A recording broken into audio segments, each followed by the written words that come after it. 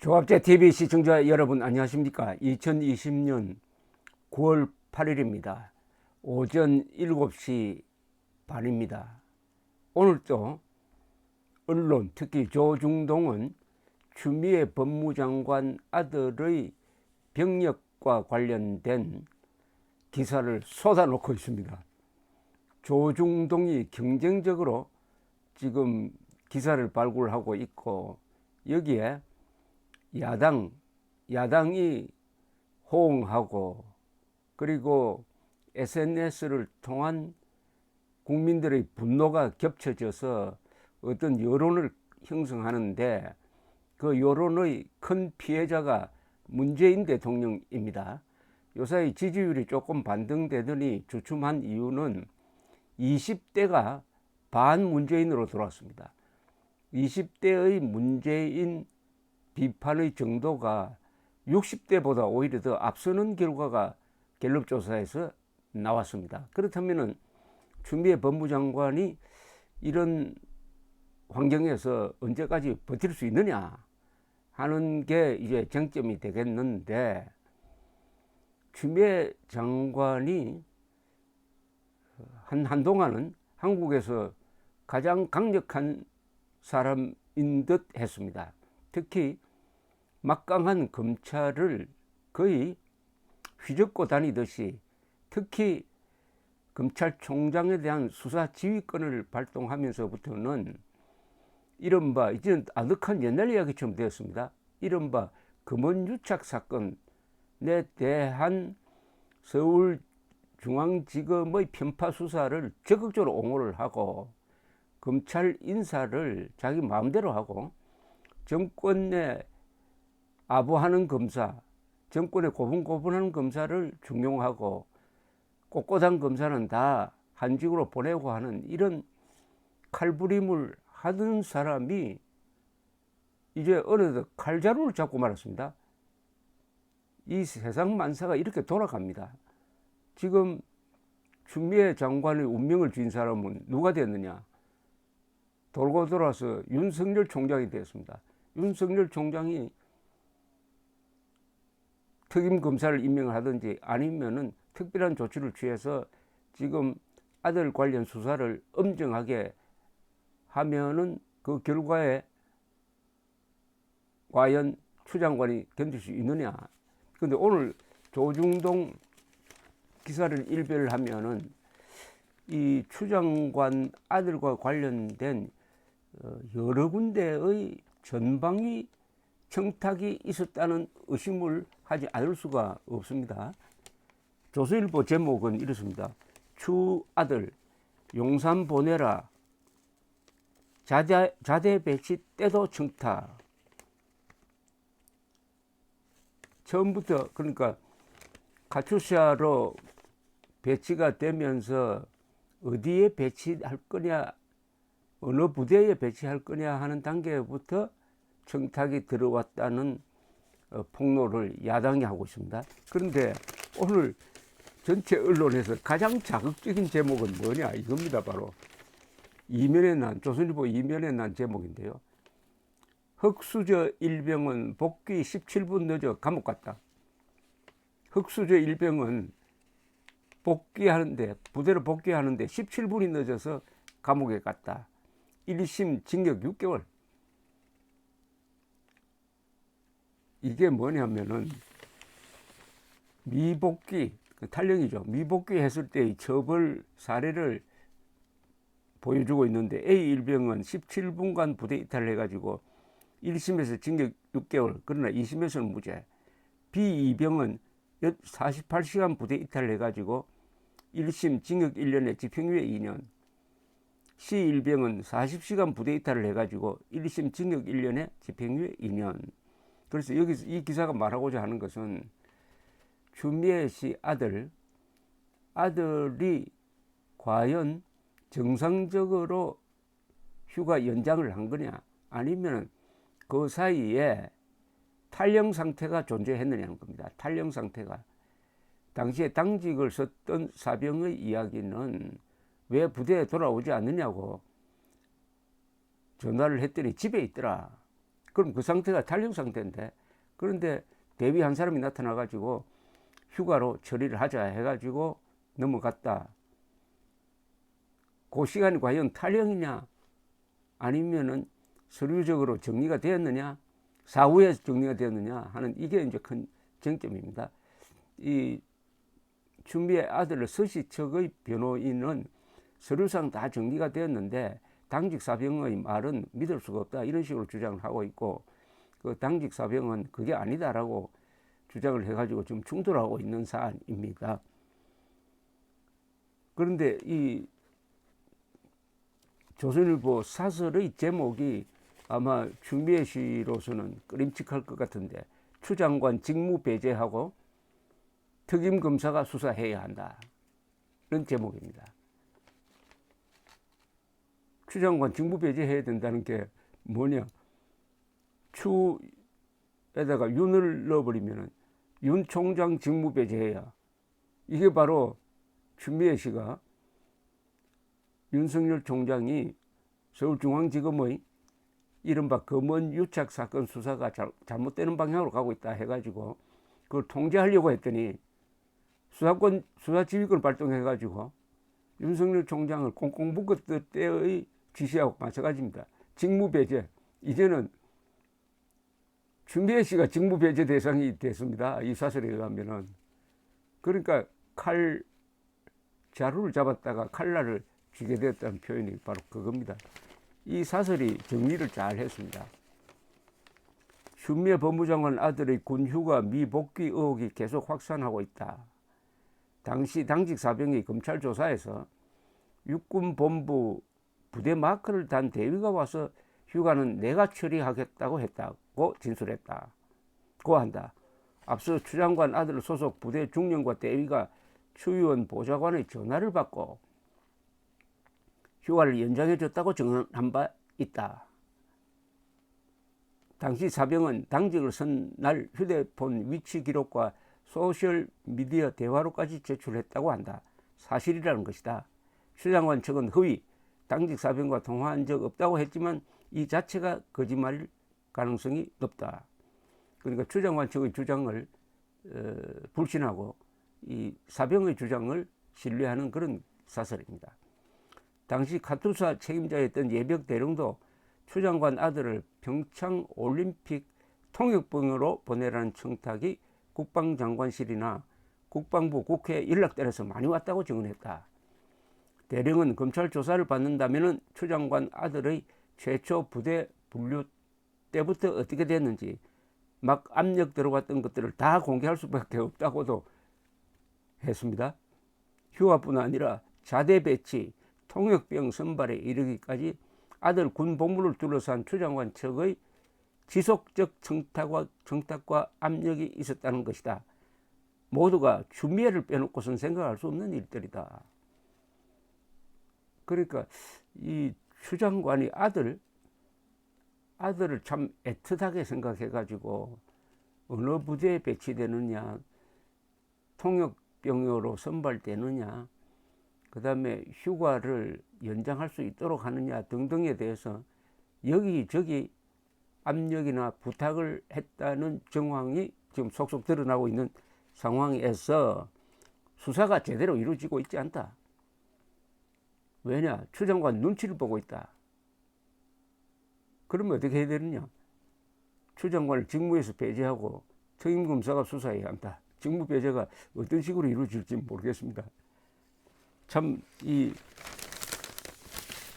조중동이 취재력이 좋으니까 한번 이 발동이 걸리면은 이런 상황이 지금 벌어지는데, 오늘 보니까 이 추 장관 관련 기사가 조선일보 경우에는 1면, 2면, 3면 그리고 사설 한 4개면에 걸쳐서 나 있습니다.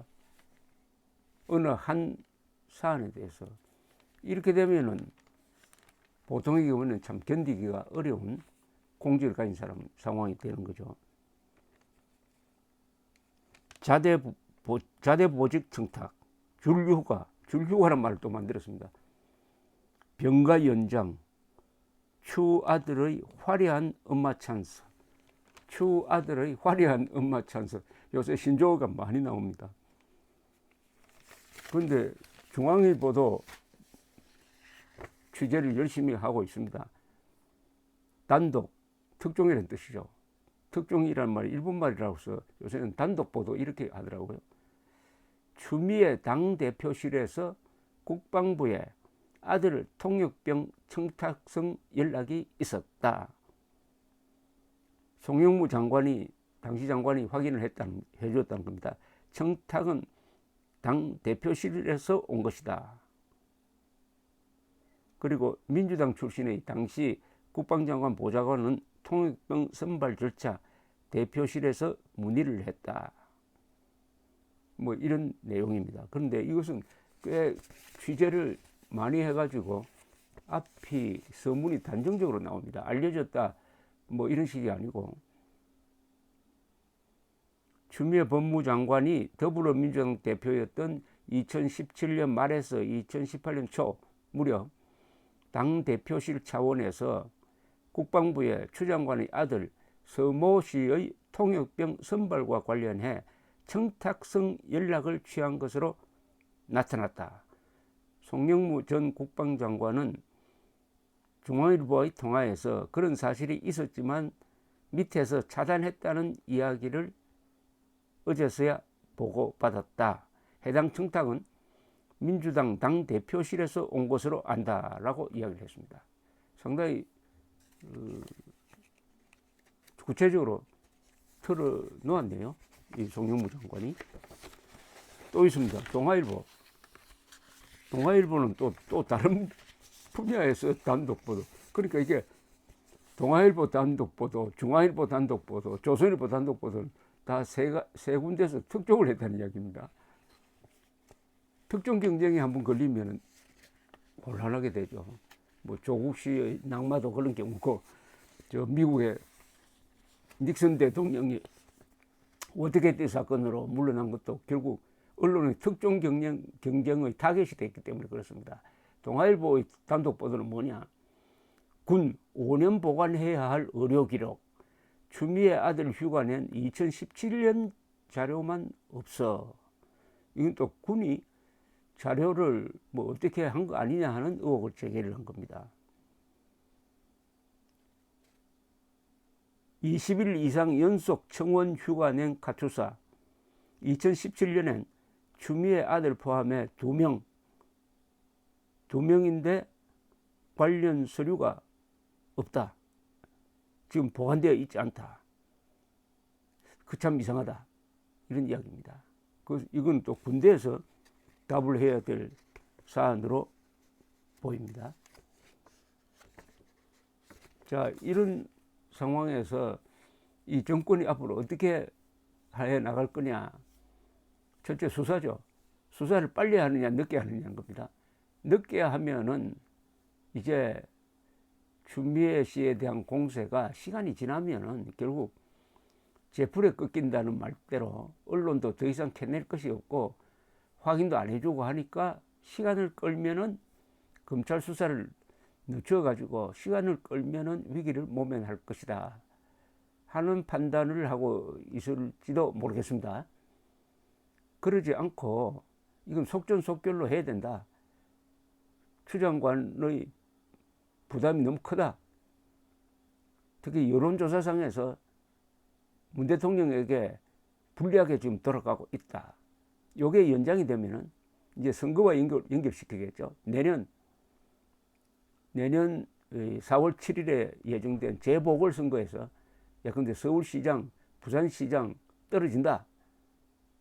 이럴 때는 정치적 어떤 조치가 이루어질 것으로도 보이는데 아직은 선거가 좀 많이 남아 있습니다. 그게 아니고 이러다가는 2022년 대통령 선거에도 영향을 주겠다. 이러면 좀 문제가 달라지죠.